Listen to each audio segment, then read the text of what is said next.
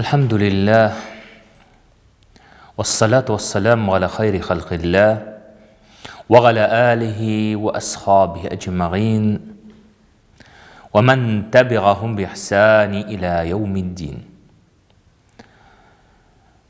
Hürmetli tыңлаучылар, biz sizning bilan İmam Navavining 40 hadis kitabından hadislerini okunu devam etamiz. Bugün 25. hadisini okuyuz. An Ebi Zerrin radıyallahu anhu enne nâse min ashabi Resulillahi sallallahu aleyhi ve selleme qalu للنبي صلى الله عليه وسلم يا رسول الله ذهب أهل الدثور بالأجور يصلون كما نصلي ويصومون كما نصوم ويتصدقون بفضول أموالهم قال أوليس قد جعل الله لكم ما تصدقون إن لكم بكل تسبيحة صدقة وكل تكبيرة صدقة وكل تحميدة صدقة وكل تحليلة صدقة وأمر بالمعروف صدقة ونهي عن المنكر صدقة وفي بضع أحدكم صدقة قالوا يا رسول الله أيأتي أحدنا شهوته ويكون له فيها أجر قال أرأيتم لو وضعها في الحرام أكان عليه وزر فكذلك إذا وضعها في الحلال كان له أجر رواه مسلم. Bu hadisni Abu Zar radıyallahu anhu Peygamberimiz sallallahu aleyhi ve sellem'den bizge jetkire. Muhacirlardan bulgan fakir Müslümanlar Peygamberimiz sallallahu aleyhi ve sellem yanına gelip şikayet kıldılar. Ya Resulallah, bizning kibik bulgan Müslüman kardeşlerimiz, ansarlar, Medine Müslümanları bizni izgilikte uzalar bit. Ya Resulallah, biz nişlik?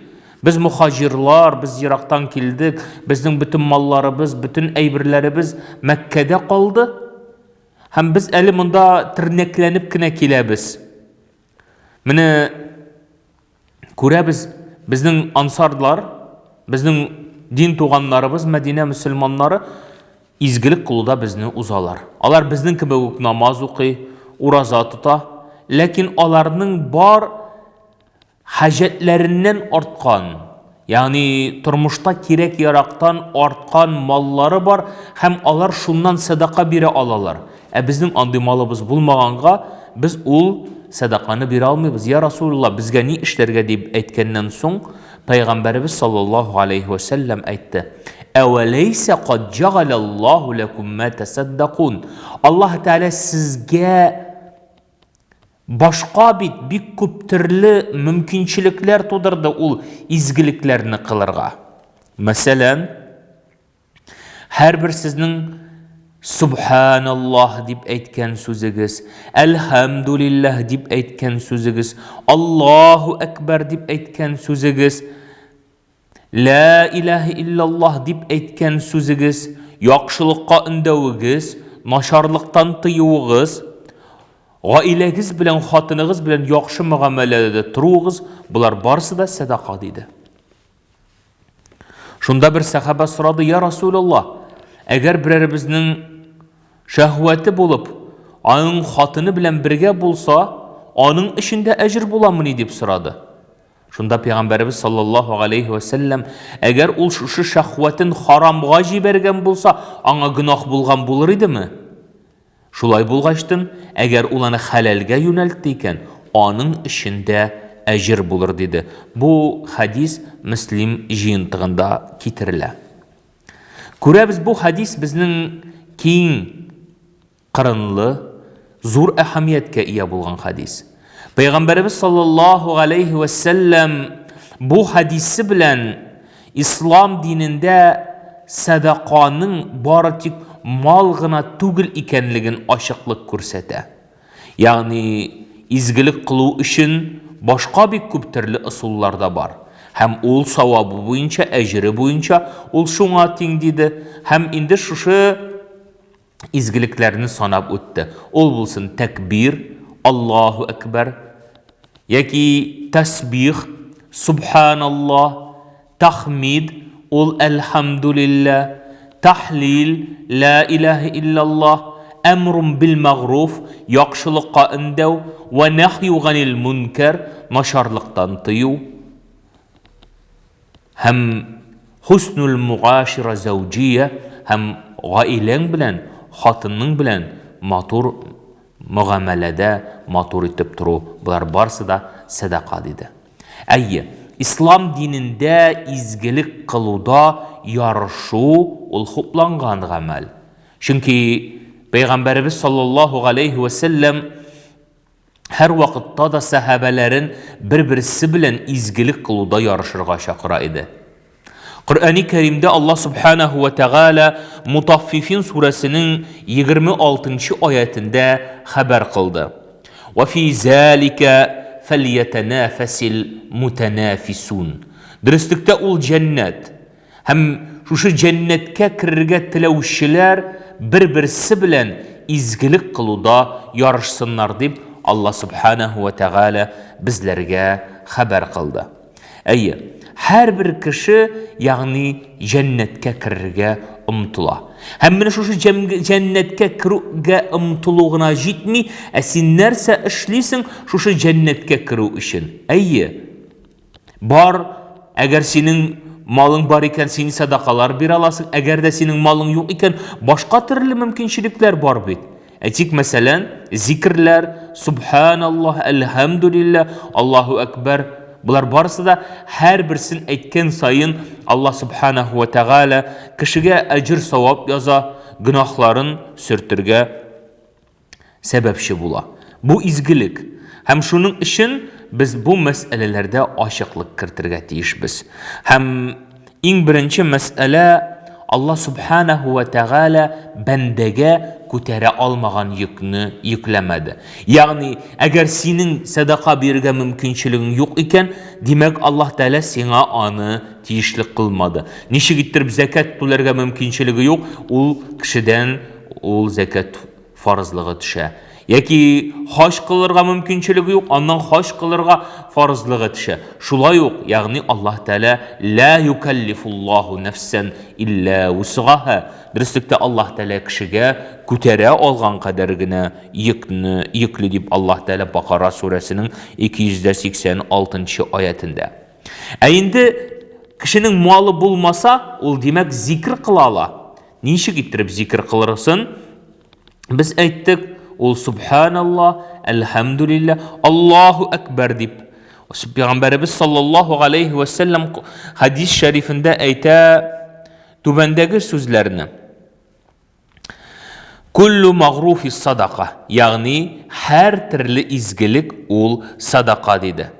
Һәм Пәйгамбәрбездән сорадылар: "Я Расулаллах, айюл гибадул афдал гиндаллах?" Ягъни Аллаһ Тәгалә каршында нинди кыллар хәерлелеккә ирештеләр дигәчтен, Пәйгамбәрбез саллаллаһу алейхи ва саллям: "Аззакируналлаһа касиран." Аллаһ Тәгаләне еш искә төшерүчеләр Аллаһ Тәгалә тарафында бөеклеккә ирештеләр диде. Һәм Аллаһ субханаһу ва тәгаләнең аятын искә төшереп үтәбез. Пәйгамбәрбез саллаллаһу алейхи ва саллямның хадисен әйттек, аятны да искә төшереп үтик. Аллаһ субханаһу ва тәгалә Ганкабут сүрәсенең 45-нче аятында әйтте: "Вала зикруллахи акбар." Дөрестлектә Аллаһ Тәгаләне искә төшерү, улылау ул бөек диде. Һәм монда без аңларга тиешбез. Ягъни зикр ул санау гына түгел, ә бәлкем ул безнең йөрәкләребездән чыккан, бөтен әгъзаларыбыз белән әлхамдулиллах дигән сүзнең мәгънәсен аңлап, ягъни Аллаһка мең шөкер, рәхмәт булсын дигән шикелле, ул шушы сүзләрне әйтү. Һәм икенче мәсьәлә, Peygamberimiz sallallahu aleyhi ve sellem bu hadiste ikinci meselege ihtibar berdi. Yani yaxşılıkka ündeu, naşarlıktan tıyу. Yani zikir kılgandan soң da kişi yaxşılıkka ündерге тиеш. Naşarlıktan tıyarga тиеш. Çünkü bunun için kişiге mal kerek түгел. Ул яхшы сүз белән, яхшы мөгамәлә белән, инде үзенең үрнәгендә кешеләрне яхшылыкка үндәргә, нашарлыктан тыярга мөмкин. Моңа зур тырышлык кирәк түгел, бары тик теләк кенә кирәк. Соңында Пәйгамбәрбез саллаллаһу алейхи ва саллям өченче мәсьәләне күтәрде. Ул да булса үзеңнең гаиләңә карата яхшы мөгамәлә күрсәтү.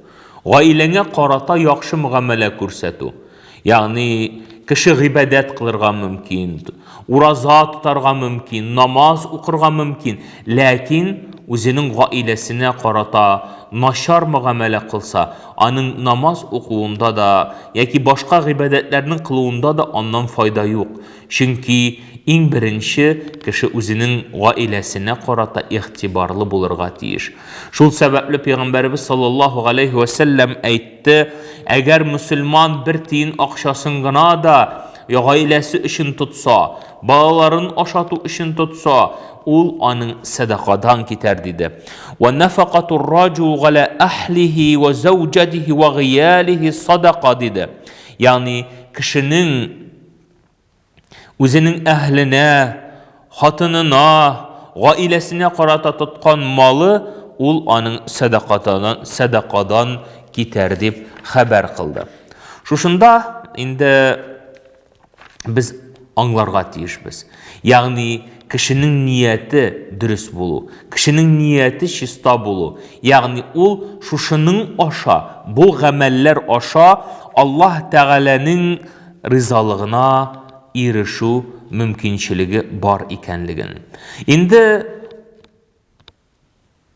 мухаҗирлар Пәйгамбәрбез саллаллаһу алейхи ва саллямга үзләренең фақирлыкларына зарланып килмәделәр, үзләренең шушындый мөмкинчелекләре аз булуына зарланып килделәр. Шуннан соң алар Пәйгамбәрбез саллаллаһу алейхи ва саллямга бу хакта хәбәр иткәннән соң безнең ансарларыбыз, безнең мөселман туганнарыбыз безне изгилектә узалар дип әйткәннән соң Пәйгамбәр саллаллаһу алейхи ва саллям аларга юлын күрсәтте.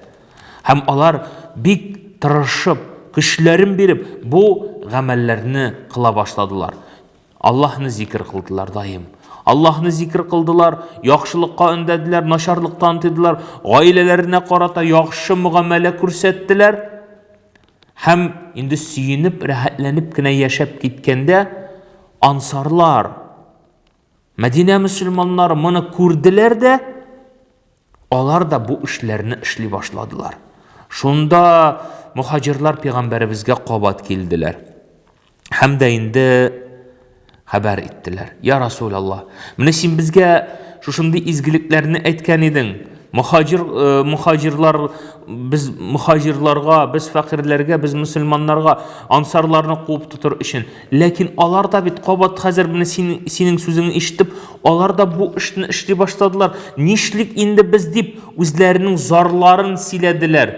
Шушында Пәйгамбәрбез саллаллаһу алейхи ва саллям аларга булай диде. Залика фадлуллаһ ю'тиһи ман яша. Бу Аллаһ Тәгаләнең рәхмәте. Һәм ул рәхмәтне Аллаһ Тәгалә кемгә теләсә шуңа бирә диде.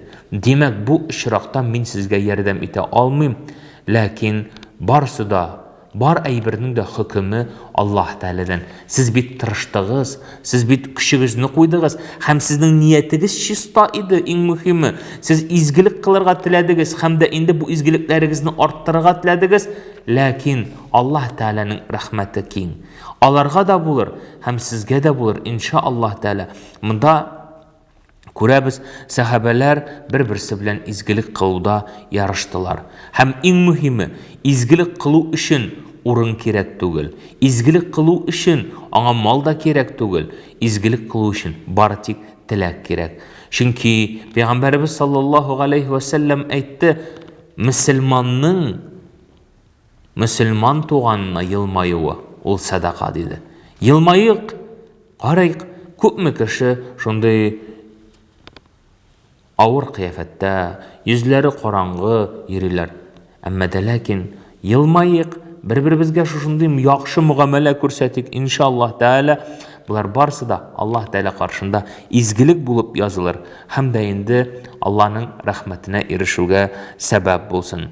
Инде монда һичшиксез искә төшерергә кирәк шул хадисне, чөнки без һәр намаз сайын 33 тапкыр Субханаллах, Әлхәмдүлилләх, Аллаһу әкбәр дип әйтәбез.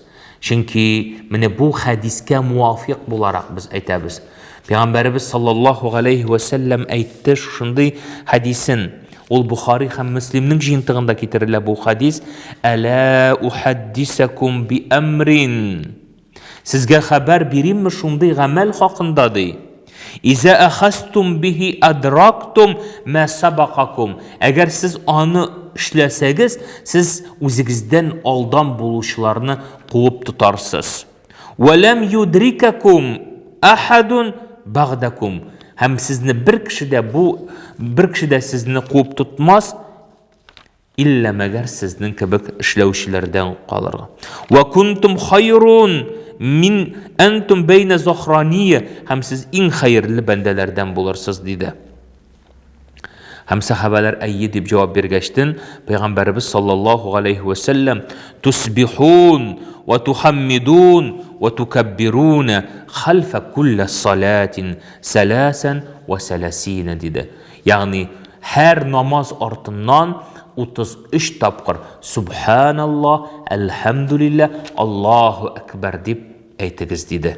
Ягъни менә бу хадис ишарәли намаз артыннан тәсбих кылырга, Аллаһны улларга кирәк икәнлеген, һәм аның дәрәҗәсе Аллаһ Тәала зур икәнлеген, һәм игътибар ул дәйтә хәлфә кулли салати, намаз артыннан диде.